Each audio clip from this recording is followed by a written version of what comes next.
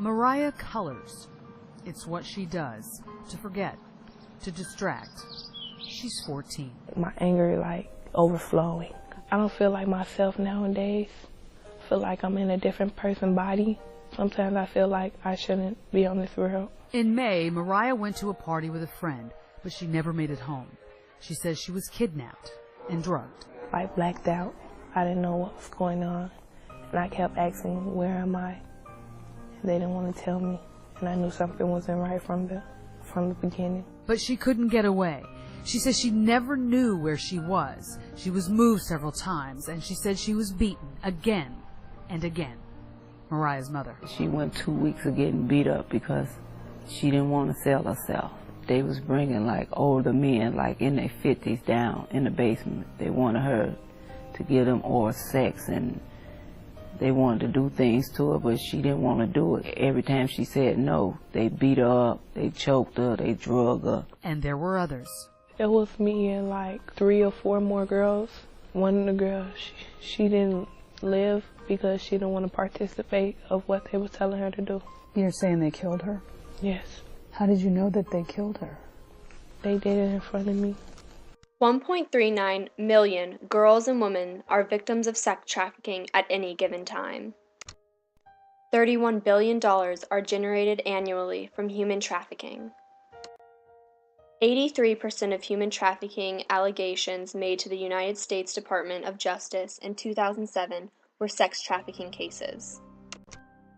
And even in the United States, the National Center for Missing and Exploited Children estimated that up to 100,000 American children are at risk for sex trafficking each year. Sex trafficking is a global epidemic, and is prevalent even in the United States. According to U.S. law, sex trafficking is a form of modern-day slavery in which a commercial sex act is induced by force, fraud, or coercion, or in which the person induced to perform such an act is under 18 years of age. However, it is so much more than that. Sex trafficking has long-lasting psychological, physical, mental, and social repercussions that can haunt the victims and even the perpetrators for the rest of their lives. Of all sex trafficking in the United States, women are more susceptible to becoming victims than men, as 80% of those trafficked are female. Author David Batstone speaks of the destructive cultural pattern in today's world in which society tolerates violence against women.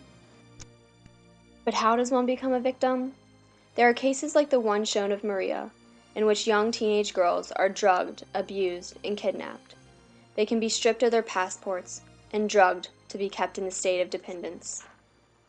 In the U.S., this is especially common with Mexican immigrants. After crossing the border, they are in need of money either to sustain their lives or to pay back their smuggling fee. They are often tricked, thinking that they are going to get jobs as waitresses or as housemaids, but instead are forced to sell themselves. They are told that in order to receive these jobs, they would have to move to a different location. Once at the set location, they are told what their actual job is going to be. These women are going to be victims of sex trafficking. These women cannot bring themselves to say no. They have a debt to repay and see no way to escape. Anthony DeStefano, in his book, The War on Human Trafficking, U.S. Policy Assessed, discusses an example of this. In late 1997, 2 teenage Mexican girls walked to their country's consulate in Miami. The conditions described by the teenagers were the closest thing to slavery the federal officials have ever come across. One of the victims told an investigator, "At the end of the night, I turned in my condom wrappers. Each wrapper represented a supposed deduction to my smuggling fee. We tried to keep our own records, but the bosses destroyed them. We were never sure what we owed." The women are rewarded based on the number of customers they have per day, which can range from 5 to 50. Men known as tecateros charge each customer $20 and gives him a single condom. After picking a woman, the customer has sex. Sometimes he uses the condom, sometimes he does not.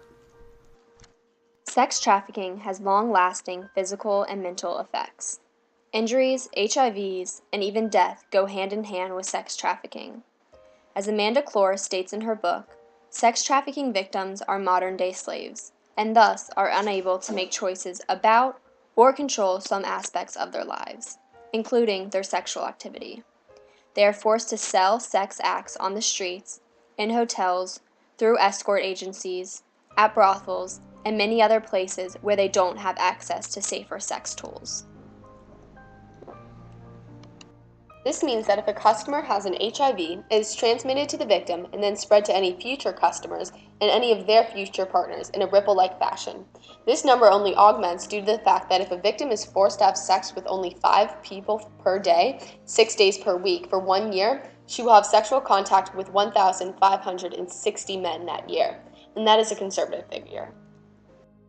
Furthermore, injuries inflicted during violent sex are not allowed to heal properly as traffickers force victims to continue to serve men without seeking medical attention. As a result, trafficked women are at high risk of diseases because they are having unprotected sex with multiple partners despite having open genital cuts and abrasions. Author Amanda Clower continues to say that preventing this multiplier effect of HIV transmission catalyzed by sex trafficking involves fighting 2 global phenomena: a deadly disease and a highly complex and lucrative criminal industry, both which disproportionately affect girls and women around the world. Luckily, there have been measures taken to prevent sex and human trafficking. Alicia Peters elaborates in a journal by the Anthropological Quarterly that in 2000, the U.S. Congress passed the Trafficking Victims Protection Act, which criminalizes the forced or deceptive movements of people into exploitative conditions of labor and provides service to victims. The TVPA went a long ways toward creating a new legal environment so that trafficking victims would feel safer identifying themselves to law enforcement authorities, would be more confident in that they would not be criminalized, and would benefit from social programs designed to help them. The TVPA gave law enforcement officers better tools to prosecute criminals who can be charged with penalties up to 20 years in prison or even life. The TVPA also created a new category visa, the T-visa, especially important for trafficking victims who were brought across the border illegally or were forced to overstay their visa admission. The statute allows them to remain in the United States if it is determined that they could suffer extreme hardships involving unusual and severe harm if returning to their home countries. After 3 years in this T status, qualified candidates may apply for permanent residency. This regulation allows them to apply for non-immigrant status for their spouses and children. Another requirement for eligibility: the victims must be willing to cooperate with law enforcement against those responsible for their enslavement. This creates more awareness and better prevention for the future against sex trafficking. The map shown on the screen shows the amount of human trafficking cases found within the United States.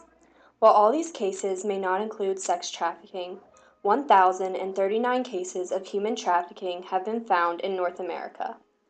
While we may believe sex trafficking does not go on around us, there was a case of sex trafficking in Raleigh, North Carolina.